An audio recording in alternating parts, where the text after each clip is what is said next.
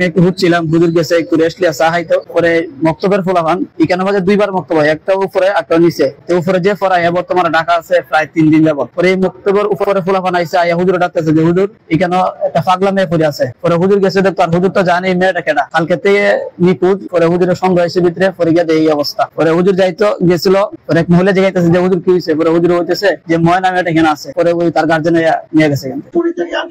হত্যাকারী নাকি তার দুটো পা ভেঙে দিয়েছে, একটা হাত ভেঙে দিয়েছে, জানি না তখন তার কি কষ্টটা হয়েছিল। তারপর তাকে শ্বাসরুদ্ধ করে হত্যা করেছে এবং হত্যাকারীর সময় তার নাকে দিয়ে চোখে দিয়ে রক্ত বেরিয়েছিল। ভাবে তাকে হত্যা করেছে এবং মসজিদের দুতলায় তাকে গলায় ফাঁস দিয়ে তার পরনের পায়জামা খুলে তাকে গলায় ফাঁস দিয়ে রেখে চলে যায়। ইতিমধ্যে 2 দিন চলছে, 3 দিন 72 ঘন্টা হতে চললো, প্রশাসন থেকে কোন নির্দিষ্ট কোন আসামি ধরতে পারে নাই।